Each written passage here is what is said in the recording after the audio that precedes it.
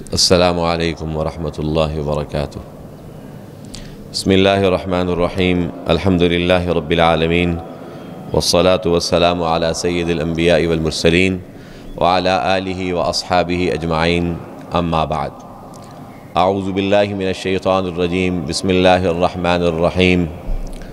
وتوبوا الی اللہ جمیعا ایہا المؤمنون لعلکم تفلحون۔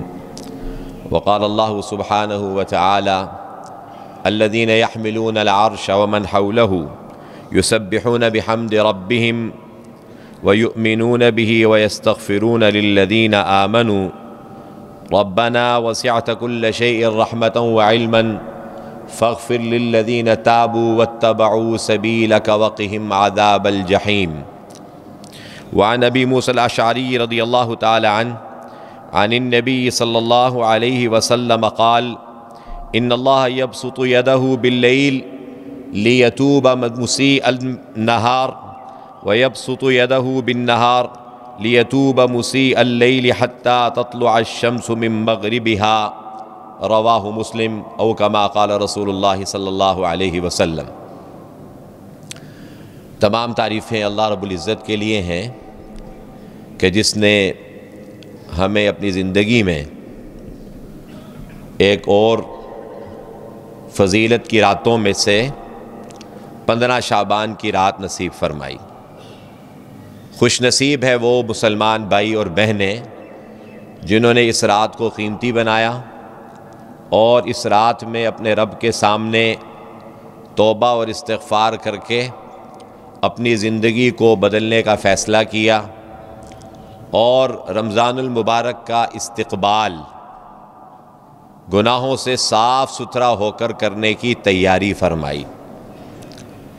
حقیقت یہ ہے کہ اللہ رب العزت جو ہمارے خالق، مالک اور رب ہیں، اللہ تعالی ہم سے بہت محبت کرتے ہیں، اور اللہ جل شانہ عم نوالہ کی اس محبت کا ایک مظہر یہ ہے کہ اللہ تعالی ہمیں موقع عطا فرماتے رہتے ہیں۔ اور یہ موقع کس بات کے ہیں کہ اے میرے بندے، جو تم مجھ سے دور ہو گیا ہے اور جو تو گناہ کر کے جو میری رحمت سے محروم ہو گیا ہے، تو واپس آ جا، تو واپس آ جا۔ اللہ تعالیٰ اپنے بندوں کو تکلیف میں، مصیبت میں، پریشانیوں میں دیکھ کر اللہ تعالیٰ کوئی خوش نہیں ہوتے۔ قرآن پاک میں اللہ تعالیٰ نے بڑی وضاحت کے ساتھ فرمایا: ما يفعل اللہ بعذابکم ما يفعل اللہ بعذابکم ان شکرتم وآمنتم۔ اگر تم اللہ تعالیٰ کا شکر کرو اور ایمان لا کر ایمان والی زندگی گزارو تو اللہ تمہیں تکلیف اور عذاب دے کر کیا کرے گا؟ اللہ تعالیٰ کا معاملہ دنیا کے بادشاہوں کی طرح سے نہیں ہے کہ جب دنیا کے بادشاہوں کا کوئی مجرم اگر ان کے قابو میں آتا ہے تو وہ اس جرم کی سزا میں اگلی پچھلی ساری کسریں پوری کرتے ہیں۔ اللہ جل شانہ کا معاملہ ایسا نہیں ہے۔ ایسا شخص جو ساری زندگی اللہ کی نافرمانی کرتا رہا، اللہ کا بندہ ہونے کے باوجود اس نے ساری زندگی اللہ کی نہیں مانی اور اپنے نفس کی خواہشات کو اور اپنے نفس کی میں اٹھنے والی امنگوں کو پورا کرتا رہا، جس کو قرآن کہتا ہے: افرأیت من اتخذ الہہ ہوا۔ کیا آپ نے ایسے شخص کو دیکھا ہے کہ جس نے اپنی خواہشات کو اپنا خدا بنا رکھا ہے؟ خواہشات کو خدا بنانے کا مطلب کیا ہے؟ کہ جیسے خدا کی ماننی چاہیے، جیسے رب اور الہ کی ماننی چاہیے، یہ اپنے نفس کی مانتا ہے۔ جی میں اٹھنے والی ہر خواہش کو پورا کرتا ہے، جدھر دل چاہتا ہے ادھر منہ اٹھا کر چل پڑتا ہے، جو دل چاہتا ہے آنکھوں سے دیکھنا شروع کر دیتا ہے، زبان پہ جو بول آتے ہیں اس کو بولنا شروع کر دیتا ہے، قدم جن راہوں پہ چلنا چاہتے ہیں اس پہ چلنا شروع کر دیتا ہے، جی میں جو چیز پکڑنے کو چاہتا ہے وہ چیز پکڑ لیتا ہے، جو کھانے کو چاہتا ہے کھا لیتا ہے، نہ حلال کی پرواہ کرتا ہے نہ حرام کی۔ یہ ہے وہ شخص جس نے اپنی خواہشات کو اپنا خدا بنا رکھا ہے۔ تو اللہ تعالیٰ فرماتے ہیں کہ اس کو کیا سزا ملتی ہے؟ اضلہ اللہ علی علم۔ ایسے شخص کو اللہ تعالیٰ جانتے بوجھتے، جاننے کے باوجود اللہ اس کو گمراہ کر دیتے ہیں۔ یہ پہلا نقصان ہوتا ہے اپنی خواہشات کو خدا بنا کر زندگی گزارنے کا، اپنی مرضی کی زندگی گزار رہا ہے، اب جو دل میں آتا ہے وہ کرتا ہے بس، حتیٰ کہ اس کا دین بھی اس کے نفس کے تابع ہے۔ اگر نفس نے کہا کہ چلو آج 15 شعبان ہے عبادت کر لو، کر لی، نفس نے نہیں کہا تو چھوڑ دی، رمضان المبارک کا اہتمام دل نے کیا تو کر لیا، اور دل میں نہ آیا تو چھوڑ دیا۔ یہ کیا ہے؟ یہ اللہ کے دین پر نہیں چل رہا، یہ اپنے نفس کے دین پر چل رہا ہے۔ تو اللہ تعالیٰ فرماتے ہیں ایسے شخص کو سزا کیا ملتی ہے کہ اللہ اس کو جانتے بوجھتے، علم کے باوجود، پتہ ہوتا ہے اس کو سب کچھ، لیکن اس کے باوجود یہ گمراہی کے راستے پر چلتا ہے۔ اس آیت مبارکہ کی روشنی میں بھی اپنا جائزہ لوں، آپ حضرات بھی ذرا سوچئے، جو ہماری بہنیں ہماری بات سن رہی ہیں وہ بھی سوچیں کہ آج ہمیں کتنی باتیں دین کی پتہ ہیں، لیکن اس کے باوجود آج ہم اس پر عمل نہیں کرتے۔ ہم سب کو پتہ ہے کہ جھوٹ بولنا اسلام میں منع ہے، اور اللہ تعالیٰ جو ہے وہ جھوٹوں کو پسند نہیں کرتے، لیکن اس کے باوجود ہم اپنے مفادات کے لیے دن رات جھوٹ بولتے۔ ہمیں پتہ ہے کہ اللہ تعالیٰ نے عبادات میں ہمارے لیے نماز کو فرض کیا ہے، لیکن اس کے باوجود ہم نماز نہیں پڑھتے۔ میں دکھ کے ساتھ یہ بات عرض کر رہا ہوں کہ ہمارے بہت سے بھائی بہنیں، بہت ساری فیملیز یہاں فیصل مسجد میں مسجد کی حدود کے اندر موجود ہوتے ہیں، لیکن اللہ کے دربار میں سجدہ دینے کی توفیق نہیں ہوتی۔ مسجد تو دیکھی، مسجد کی سیر و سیاحت تو کی، اور مؤذن نے کہا حی علی الصلاۃ، آ جاؤ نماز کی طرف، مؤذن نے کہا حی علی الفلاح، آ جاؤ کامیابی کی طرف۔ تم جس چیز میں کامیابی کو سمجھ رہے ہو اس میں تمہاری کامیابی نہیں ہے۔ کامیابی اگر تم اس کے تلاش میں ہو، اس کے متلاشی اور طالب ہو، وہ تمہیں خدا کے دربار سے ملے گی۔ تو وہ اپنی خواہش میں، اپنی خواہش کو پورا کرنے میں، گیدرنگ میں، تفریح میں ایسے مشغول ہوتے ہیں کہ بس اوقات مسجد کی حدود کے اندر رہتے ہوئے بھی نماز پڑھنے کی توفیق نہیں ملتی۔ تو کیا پتہ نہیں ہے؟ پتہ ہے، لیکن چونکہ ہم نے اپنی خواہش کو اپنا خدا بنا رکھا ہے، اور زندگی اسی ڈگر پہ چل رہی ہے، زندگی اسی طرح سے چل رہی ہے، جس کا نتیجہ کیا ہے کہ اللہ تعالیٰ علم کے باوجود عمل کی توفیق نہیں دیتے۔ پتہ ہے سود منع ہے، حرام ہے، لیکن قوم سود کھا رہی ہے، کھلا رہی ہے۔ رشوت پتہ ہے کہ دونوں، حتیٰ کہ حدیث کے الفاظ بھی یاد ہوتے ہیں بہت سے لوگوں کو کہ الراشی والمرتشی کلاہما فی النار، لیکن اس کے باوجود رشوت کا لین دین عام ہے۔ تو یہ کیا ہو رہا ہے کہ اللہ تعالیٰ نے علم کے باوجود گمراہ کیا ہوا ہے۔ اور دوسرا نقصان کیا ہوتا ہے کہ اللہ فرماتے ہیں وَخَتَمَ عَلَىٰ سَمْعِهِ وَقَلْبِهِ، اللہ تعالیٰ ایسے لوگوں کے کانوں پر اور ان کے دلوں پر مہر لگا دیتے ہیں، اور یہ مہر لگانا یہ ان کی اپنے اعمال اور کرتوتوں کی وجہ سے ہوتا ہے۔ وَجَعَلَ عَلَىٰ بَصَرِهِ غِشَاوَةً، اور اللہ ان کی آنکھوں پر پردے ڈال دیتے ہیں۔ فَمَن يَهْدِهِ مِن بَعْدِ اللَّهِ، اللہ کے بعد پھر کون ہے جو ان کو ہدایت دے؟ جب اللہ نے دلوں پر پردے اور کانوں پر پردے اور آنکھوں پر پردے ڈال دیے، اب یہ حق کو سنتا ہے لیکن اس کے دل پہ اثر نہیں ہوتا، یہ اپنی آنکھوں سے حق کو دیکھتا ہے لیکن اس کے دل پر اثر نہیں ہوتا، یہ دل میں اس میں بات اترتی ہے لیکن یہ دل میں اترنے کے بعد قرار نہیں پکڑتی، کان میں ایک طرف سے بات جاتی ہے دوسرے طرف سے نکل جاتی ہے۔ تو اس کی وجہ ساری کی ساری کیا ہے کہ اس نے اپنی خواہشات کو اپنا خدا بنا رکھا ہے۔ تو اللہ تعالیٰ ہی ہمیں موقع عطا فرماتے ہیں۔ یہ 15 شعبان، یہ رمضان المبارک جو عن قریب ہے، یہ اللہ تعالیٰ کی طرف سے یو ٹرن ہے۔ آج کی زبان میں اگر بات کریں، یو ٹرن کا مطلب کیا ہے؟ آپ حضرات میں سے بہت سے نے موٹر وے پہ سفر کیا ہوگا کہ موٹر وے پہ اگر انسان ایگزٹ کو بھول جائے، جہاں سے باہر نکلنا تھا انٹرچینج، وہاں سے وہ باہر نہیں نکلا، آگے چلا گیا، تو یو ٹرن بڑی دیر بعد جا کے آتا ہے، کئی کلومیٹر چلنا پڑتا ہے، پھر جا کے یو ٹرن آتا ہے کہ اپنی منزل کی طرف اب واپس آؤ۔ اللہ تعالیٰ ہمیں زندگی میں بار بار یو ٹرن کا موقع دیتے ہیں۔ اللہ تعالیٰ کے ہاں جو یو ٹرن ہے وہ ہے توبہ، واپس آ جاؤ، رجوع کر لو۔ اور قرآن میں اللہ تعالیٰ یہی کہتے ہیں وَتُوبُوا إِلَى اللَّهِ وَتُوبُوا إِلَى اللَّهِ جَمِيعًا أَيُّهَا الْمُؤْمِنُونَ، اے ایمان والو تم سب اللہ تعالیٰ کی طرف واپس آ جاؤ، توبہ کر لو۔ واپس آنے کا، توبہ کرنے کا فائدہ کیا ہوگا؟ لعلکم تفلحون، تمہیں کامیابی حاصل ہوگی۔ تم زندگی میں جو اس وقت پریشان ہو، انفرادی اجتماعی طور پر اور اپنی زندگی کے ہر شعبے میں، تم ان ناکامیوں سے نکل کر کامیابیوں کا راستہ پاؤ گے۔ آج اگر اللہ تعالیٰ کے احسانات کو ہم دیکھیں، اللہ کے ہمارے پر کتنی نعمتیں ہیں، کتنے احسانات ہیں، لیکن ان احسانات کا تذکرہ نہ کرنے کی وجہ سے جو زندگی میں تھوڑی بہت آزمائشیں ہیں، اس کی وجہ سے آج ہم ہر وقت ناشکری کرتے رہتے ہیں۔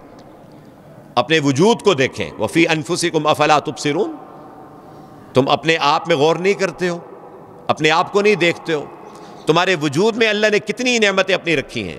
الم نجعل لہ عینین، کہ ہم نے انسان تیرے لیے دو سلامت دیکھنے والی آنکھیں نہیں بنائیں، ولسانا وشفتین، اور زبان اور ہونٹ نہیں دیے؟ یہ اللہ تعالیٰ کی نعمتیں ہیں۔ وہدیناہ النجدین، اور ہم نے تمہیں دو راستے دکھائے ہیں، حق اور باطل کا راستہ، خیر اور شر کا راستہ، صحیح اور غلط کی تمیز، یہ اللہ نے انسان کے اندر پیدا کی ہے، یہ خدا کی نعمت ہے۔ پھر انسان اپنے دائیں بائیں دیکھیں، ہمیں اللہ کے فضل و احسان سے اللہ نے ہمیں خاندان دیا، یہ خاندان اللہ تعالیٰ کی نعمت ہے۔ وَجَعَلَ لَكُمْ بَنِينَ وَحَفَدًا، اللہ نے تمہارے لیے بیٹے اور پوتے بنائے ہیں۔ بیٹے ہونا، پوتے ہونا، فیملی لائف ہونا، زندگی، یہ زندگی کی نعمتیں ہیں۔ اس لیے قرآن پاک میں سورۃ الرحمن میں اللہ تعالیٰ بار بار جھنجھوڑ کر ہمیں فرما رہے ہیں فَبِأَيِّ آلَاءِ رَبِّكُمَا تُكَذِّبَانِ، یہ زبان سے انکار نہیں ہے، بلکہ حقیقت میں اپنے عمل سے انکار ہے، عمل سے انکار ہے۔ اس کی مثال یوں سمجھیے کہ ایک بچہ اپنے والدین سے منہ سے تو یوں کہتا ہے کہ میں آپ کا بڑا فرما بردار ہوں، آپ کے حکم کے لیے حاضر، جان بھی حاضر، جی اشارہ تو کریں، آپ کے اشارے پر جان بھی حاضر، لیکن والد صاحب کوئی کام کہتے ہیں تو کہتے ہیں یہ تو مجھ سے نہیں ہو سکتا، وہ کہتے ہیں یہ کام نہ کرو، کہتے ہیں یہ تو مجھ سے نہیں ہو سکتا۔ اچھا بھئی آج جو ہے وہ بازار سے سودا سلف لانا تھا، وہ تم جا کے لے آؤ، جی یہ تو مجھ سے نہیں ہو سکتا۔ بھئی آج فلاں جگہ کسی جگہ جو ہے انتقال ہو گیا، جنازے پہ جانا تھا، تم چلے جاؤ، جی یہ تو مجھ سے نہیں ہو سکتا۔ تو یہ فرما برداری کس بات کی ہے؟ یہ حقیقت میں اپنے والدین کا ناشکرہ ہے، منہ سے جتنا بھی کہتا رہے۔ اسی طرح سے آج ہماری عملی زندگی ہے، آج ہم عملی اعتبار سے اللہ کے بندے بندیاں بن کے زندگی نہیں گزار رہے، ہم اس وقت اپنے نفس کے بندے بن کے زندگی گزار رہے ہیں، روپے پیسے کے بندے بن کے زندگی گزار رہے ہیں۔ تو اللہ تعالیٰ کی طرف سے مطالبہ یہ ہے کہ تم اپنی زندگی کو بدلو، یو ٹرن لو۔ یہ صرف اور صرف وقتی عبادت نہیں ہے، ایک رات عبادت کر لی، ایک دو روزے رکھ لیے، رمضان گزار دیا، نہیں، بلکہ اپنی پوری کی پوری زندگی کو بدلو اور اپنے آپ کو اللہ کے حوالے کرو۔ وَمَن يُسْلِمْ وَجْهَهُ إِلَى اللَّهِ، جو شخص اپنے آپ کو اللہ کے حوالے کر دیتا ہے، اللہ کے حوالے کرنے کا مطلب کیا ہے کہ وہ زندگی میں یہ دیکھ کر چلتا ہے کہ میرے اللہ مجھ سے کیا چاہتے ہیں، میرے اللہ کا کیا حکم اور مطالبہ ہے، خوشی میں نے کیا کرنا ہے، غم میں کیا کرنا ہے، صبح کیا کرنا ہے، شام کیا کرنی ہے، اور کاروبار کیسے کرنا ہے، ملازمت کیسے کرنی ہے، ہر چیز کے بارے میں دین نے رہنمائی فراہم کی ہے۔ قرآن پاک میں لکھا ہوا ہے ما فرطنا فی الکتاب من شیء، ہم نے کتاب میں کوئی چیز چھوڑی نہیں ہے۔ قرآن میں اللہ تعالیٰ نے اصولی ہدایات قرآن پاک میں اللہ نے دے دی ہیں، جس کی ساری تفصیل اللہ کے نبی صلی اللہ علیہ وسلم نے فراہم کر دی ہے۔ ہم اس کو جاننے والے، پڑھنے والے، معلوم کرنے والے تو بنے۔ حضور پاک صلی اللہ علیہ وسلم نے ایک جگہ ایک حدیث میں فرمایا کہ ترکتکم علی المحجۃ البیضاء، میں تمہیں ایک واضح اور روشن راستے پر چھوڑ کر جا رہا ہوں۔ اللہ کے نبی ہمیں اندھیروں میں نہیں چھوڑ کے گئے، امت کو اللہ کے نبی صلی اللہ علیہ وسلم اندھیرے میں چھوڑ کر نہیں گئے، فرمایا لیلھا کنہاریھا، ایسے واضح روشن راستے پر تمہیں چھوڑ کر میں جا رہا ہوں کہ جس کی رات بھی دن کی طرح سے روشن ہے، جس کی رات بھی دن کی طرح سے روشن ہے۔ لیکن اگر کسی شخص نے دن میں آنکھیں بند کی ہوئی ہیں، اور دن میں اگر اس نے آنکھوں پہ پٹی باندھی ہوئی ہے، یا دن میں وہ سویا ہوا ہے، سارا دن وہ گزار دے گا، اس کو دن کی روشنی نظر نہیں آئے گی۔ یہ وجہ کہ آج ہم نہ قرآن پڑھتے ہیں، نہ حدیث پڑھتے ہیں، نہ قرآن کریم کا مطالعہ کرتے ہیں. تو یہ حقیقت میں اللہ تعالیٰ نے یہ جو مہینہ ہمیں دیا ہے، خاص طور پر شعبان کا مہینہ، یہ رمضان المبارک کا مقدمہ ہے، اس کی تیاری کی ایک کوشش ہے. اللہ کے نبی صلی اللہ علیہ وسلم اس مہینے میں کثرت سے روزے رکھتے تھے، اور مقصد کیا تھا کہ امت کو متوجہ کریں. آپ علیہ الصلاۃ والسلام نے امت کے لیے تو اتنی آسانیاں فرمائیں. حدیث میں آتا ہے کہ رسول پاک صلی اللہ علیہ وسلم کو اللہ تعالیٰ جب دو چیزوں کے درمیان اختیار دیتے تھے کہ آپ یہ بھی کر سکتے ہیں، آپ یہ بھی کر سکتے ہیں، الا اختار اہونہما، تو اللہ کے نبی صلی اللہ علیہ وسلم ان میں سے جو آسان ترین کام ہوتا تھا نا، اللہ کے نبی اس کو اختیار فرماتے تھے. حالانکہ آپ اپنی ذات کے اعتبار سے عزیمت کے، مجاہدے اور قربانی کے پہاڑ تھے، عزم و استقلال کے پہاڑ تھے. اپنی ذات کو دیکھ کر اللہ کے نبی اختیار فرماتے تو اللہ کی ذات کے لیے، اللہ کو راضی کرنے کے لیے بڑے بڑے مجاہدے کرتے، بڑی بڑی قربانیاں جیسے دین کو زندہ کرنے کے لیے آپ نے پیش کی، ایسے آپ عبادت کے لیے بھی کرتے، آپ دین کے احکامات کے لیے بھی کرتے. لیکن اللہ کے نبی صلی اللہ علیہ وسلم نے امت کی آسانی کے لیے کہ میری امت کو مشکل نہ ہو، آپ ہمیشہ آسان چیز کو اختیار فرماتے، اس لیے کہ آپ جو کریں گے وہ میرے آپ کے لیے دین ہے. لقد کان لکم فی رسول اللہ اسوۃ حسنہ لمن کان یرجو اللہ والیوم الآخر وذکر اللہ کثیرا. آپ کی زندگی میرے آپ کے لیے نمونہ ہے. آپ کی زندگی کا ہر عمل، آپ کی زندگی کا ہر بول، اس کو کہتے ہیں قول رسول، فعل رسول، تقریر رسول.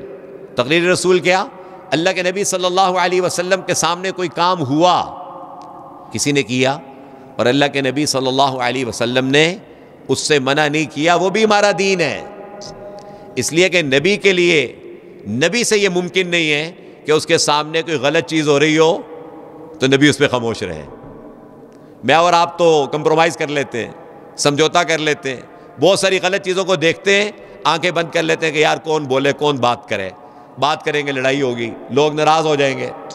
لیکن اللہ کے نبی کے سامنے کوئی غلط کام ہو، اللہ کے نبی اس پہ خاموش نہیں رہ سکتے. اس لیے نبی کے سامنے ہونے والا کوئی کام اور اس پہ نبی کی خاموشی بھی دین ہے، اور اس کو میں اور آپ اختیار کر سکتے ہیں.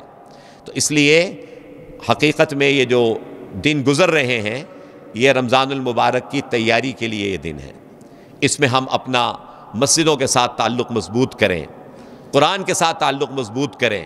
وہ قرآن پاک جو ہم نے سارا سال کھول کر نہیں دیکھا، اس قرآن پاک کو ہم اس کو پڑھنا شروع کریں. اور ایک گزارش اکثر ہم اب دوستوں کی خدمت میں عرض کرتے ہیں کہ بھئی 2 کام زندگی میں ضرور کر لو، کہیں حسرت نہ رہے. مرنے سے پہلے 2 کام ضرور کر لیں. ایک کام اللہ تعالیٰ کی کتاب قرآن کریم الحم سے والناس تک سمجھ کر، الحم سے والناس تک سمجھ کر زندگی میں ایک مرتبہ ضرور پڑھ لیں. میں بھی اپنے آپ سے پوچھوں، آپ بھی اپنے آپ سے سوال کریں کہ میری زندگی 30 سال 40 سال 50 سال 60 سال ہو چکی ہے، میں نے ایک مرتبہ بھی کیا قرآن کریم سمجھ کر پورا پڑھا ہے؟ اب یہ موقع ہے ہم اس کا فیصلہ کریں. رمضان تو ہے ہی قرآن کا مہینہ، اس میں ایک مرتبہ سمجھ کر کہ میرے اللہ مجھ سے کیا فرما رہے ہیں. یہ قرآن اللہ تعالیٰ نے صرف اور صرف متقیوں کے لیے، صالحین کے لیے نہیں، ھدی للناس، سارے انسانوں کے لیے ہدایت کا سامان ہے. طالب حق تو بن کر دیکھو، طالب علم تو بن کر دیکھو، قرآن کریم میں ہر شخص کو ہدایت ملے گی. تو ایک تو بھئی ہم قرآن کریم کے ساتھ اپنے تعلق کو جوڑیں، اور 5 وقت نماز کا اہتمام جو اللہ نے ہر مسلمان کے ذمے رکھا ہے. اللہ کے نبی صلی اللہ علیہ وسلم جب سفر معراج اور اسراء پہ تشریف لے گئے تو اللہ تعالیٰ نے تحفے کے طور پر 50 نمازیں دی تھیں. لیکن موسیٰ علیہ السلام کے فرمانے پر کہ آپ کی امت کیسے پڑھے گی، اللہ نے تخفیف فرمائی اور فرمایا کہ پڑھیں گے یہ 5 اور اجر ان کو ملے گا 50 کا. اور 24 گھنٹے میں 5 نمازیں پڑھنے میں گھنٹہ سوا گھنٹہ سے زیادہ نہیں لگتا. وہ اللہ جس کا دیا ہوا ہم کھاتے ہیں، جس کی دی ہوئی آنکھیں استعمال کرتے ہیں، جس کی دی ہوئی زبان سے ہم بول رہے ہیں، جس کے دیے ہوئے ہاتھوں سے ہم پکڑتے ہیں، جس کے دیے ہوئے پاؤں سے چلتے ہیں، ساری جس کی نعمتیں ہم استعمال کرتے ہیں، اس اللہ کا ہم سے مطالبہ یہ ہے کہ بھئی 5 وقت میرے دربار میں حاضری دو. اور اس میں اللہ کا کوئی فائدہ نہیں ہے، اس میں اللہ تعالیٰ کا کوئی فائدہ نہیں ہے، اس میں بھی میرا اور آپ کا فائدہ ہے. اپنی دعائیں اللہ سے قبول کرواؤ، اللہ سے تعلق بناؤ، دعاؤں کے ذریعے سے اپنی زندگی کو آسان کرنے کی کوشش کرو. اس سب کی جو ہے نا پریکٹس کے لیے اللہ تعالیٰ نے ہمیں یہ شعبان کا مہینہ دیا ہے. جیسے کاروباری حضرات اپنا جو سیزن ہوتا ہے، سیزن سے پہلے اس کی تیاری کرتے ہیں، سیزن کے آنے سے پہلے اس کی تیاری کرتے ہیں. ابھی گرمیاں آئی نہیں تو 2 مہینے پہلے ہی گرمیوں کا سامان اور سٹاک موجود ہے. کیوں؟ اس لیے کہ سیزن میں کوئی مشکل پیش نہ آئے. ایسے بھی اگر ہم رمضان المبارک کے آنے سے پہلے ابھی سے الحمدللہ جیسے میں نے عرض کیا کہ کئی دوستوں نے رات کو عبادت کر کے اللہ تعالیٰ سے توبہ کی ہوگی. اور قرآن کریم میں ایک جگہ اللہ تعالیٰ نے فرمایا ہے یا ایھا الذین آمنوا توبوا الی اللہ توبۃ نصوحا، اے ایمان والو اللہ تعالیٰ کی طرف توبہ کرو، اللہ تعالیٰ کے سامنے توبہ کرو، توبہ نصوح. عمر فاروق رضی اللہ تعالیٰ عنہ نے توبہ نصوح کے بارے میں فرمایا کہ توبہ نصوح یہ ہے ان یتوب الرجل من العمل السیء ثم لا یعود الیہ، کہ ایک آدمی توبہ نصوح یہ ہے کہ کسی گناہ کو چھوڑ دے پھر دوبارہ اس کی راہیں نہ دیکھے. یہ نہیں کہ ساری رات تو عبادت کی، سارا رمضان تو اللہ تعالیٰ کے سامنے روزے رکھے، تراویح پڑھی، لیکن اس کے بعد پھر وہی زندگی. اللہ کے سامنے عمرے میں، طواف میں، حجر اسود کو بوسہ دینے میں ملتزم پر چمٹ کر دعائیں کی، توبہ کی، اور واپس آ کے پھر وہی زندگی. یہ توبہ نصوح نہیں ہے، یہ تو توبہ نصوح نہیں ہے. توبہ نصوح کیا ہے کہ ایک انسان جب جن راہوں کو چھوڑ دیا اور جن راستوں کو چھوڑ دیا اب اس کی طرف دوبارہ انسان دیکھے بھی نہیں، اور اس کے بعد اپنی زندگی کو اللہ تعالیٰ کے حکموں کے مطابق، پیارے نبی صلی اللہ علیہ وسلم کی بتائی ہوئی تعلیمات کے مطابق ترتیب دینے کی کوشش کریں. تو اس لیے توبہ نصوح کا اللہ تعالیٰ کی طرف سے مطالبہ ہے کہ سچی توبہ انسان کر لے، سچی توبہ کر لے اور دین میں آگے بڑھنے کی کوشش کریں. تو اس لیے رمضان المبارک سے پہلے بھئی ہم جو ہے مسجدوں کے ساتھ اپنا تعلق، قرآن پاک کے ساتھ اپنا تعلق، اور دوسری بات جو میں نے عرض کی کہ بھئی اپنی زندگی میں ایک تو کام کریں، قرآن کریم کو ایک مرتبہ کم از کم ضرور سمجھ کر پڑھیں، اور دوسرا کام رسول پاک صلی اللہ علیہ وسلم کی سیرت طیبہ، آپ کی ولادت سے وفات تک میرے پیارے نبی جن کی ساری زندگی میں ان کا بھرم برتا رہا، ان کے امتی ہونے کا، کہ میں ان کا غلام ہوں، ان کا عاشق ہوں اور ان کا ورکر ہوں، اس نبی کی زندگی کا پتہ ہی نہیں. میرے نبی کیا زندگی گزار کر گئے. آج ہماری زندگی میں جو اونچ نیچ ہے نا، افراط اور تفریط، زندگی بیلنس نہیں ہے، اعتدال نہیں ہے، اس کی وجہ یہ ہے کہ آج ہم نے حضور پاک صلی اللہ علیہ وسلم کی سیرت کا مطالعہ نہیں کیا، آپ کی سیرت کو نہیں دیکھا. آپ علیہ الصلاۃ والسلام ایک خوبصورت معتدل زندگی دے کر گئے. انسان یا تو دیندار ہوتا ہے تو راہبانہ زندگی گزارنا شروع کر دیتا ہے، دین میں اتنا آگے بڑھ گئے کہ بھئی دنیا اور اس کے سارے تعلقات ختم. یہ بھی ہمارے دین کا مطالبہ نہیں ہے. اور اگر جو ہے دین میں کمزوری آئی تو اتنی کمزوری آئی کہ لگتا ہی نہیں ہے کہ مسلمان ہے. ایسا نہیں، بلکہ ایک معتدل زندگی جس کے اندر یہ جو آج ہم نے دین دنیا کی تقسیم کی ہوئی ہے نا، کہ مسجد سے باہر دنیا دار اور مسجد کے اندر دیندار. حضور پاک صلی اللہ علیہ وسلم کی سیرت کا مطالعہ کرنے والا جو امتی ہوگا اس کی زندگی ایسے نہیں ہوگی. مسلمان دکان میں بھی مسلمان ہے، دفتر میں بھی مسلمان ہے، مسجد میں بھی مسلمان ہے، اور ایوان اقتدار میں بھی مسلمان ہے. یہ دین دنیا کی تقسیم مسلمان کی زندگی میں نہیں ہے. اس لیے اس مبارک زندگی کو سیکھنے کے لیے حضور پاک صلی اللہ علیہ وسلم کی سیرت طیبہ کا ہم مطالعہ کریں، اور اس کا آغاز ہم ابھی سے کریں، اور اس رمضان کو اپنی زندگی کا خوبصورت رمضان بنائیں. ایسا رمضان کہ ہم سب کی زندگیاں بدل جائیں، اللہ پاک کے ساتھ ہمارا تعلق استوار ہو جائے. آج ہم امت کے لیول پر آج جن پریشانیوں کا شکار ہیں، ان پریشانیوں کی بنیادی وجہ یہ ہے کہ آج ہم نے اللہ پاک کو ناراض کیا ہوا ہے. آج راولپنڈی، اسلام آباد میں، ہمارے اس خطے میں پوری سردیاں گزر گئیں، بارش کی بارش ہمیں نصیب نہیں ہوئی، اس لیے کہ یہ بارشوں کا رک جانا یہ اللہ کا نظام غیبی آج ہمارے ساتھ کب ہوگا؟ جب ہم اللہ جل شانہ امن والوں کی طرف رجوع کریں گے۔ فَقُلْتُ اسْتَغْفِرُوا رَبَّكُمْ إِنَّهُ كَانَ غَفَّارًا يُرْسِلِ السَّمَاءَ عَلَيْكُمْ مِدْرَارًا وَيُمْدِدْكُمْ بِأَمْوَالٍ وَبَنِينَ وَيَجْعَلْ لَكُمْ جَنَّاتٍ وَيَجْعَلْ لَكُمْ أَنْهَارًا مَا لَكُمْ لَا تَرْجُونَ لِلَّهِ وَقَارًا وَقَدْ خَلَقَكُمْ أَطْوَارًا۔ سورۃ نوح میں اللہ تعالیٰ نے استغفار اور توبہ کرنے کے فوائد بیان کیے ہیں کہ اگر توبہ اور استغفار کرو گے تو اس کی برکت سے اللہ جل شانہ امن والے تمہیں بارشیں دیں گے، اور اللہ تعالیٰ تمہیں بیٹے دیں گے، اور تمہیں مال دے کر تمہاری مدد کریں گے۔ وہ ساری چیزیں ہم چاہتے ہیں وہ اللہ تعالیٰ دین اور اللہ تعالیٰ کی طرف رجوع کرنے کی برکت سے حاصل ہو سکتی ہیں۔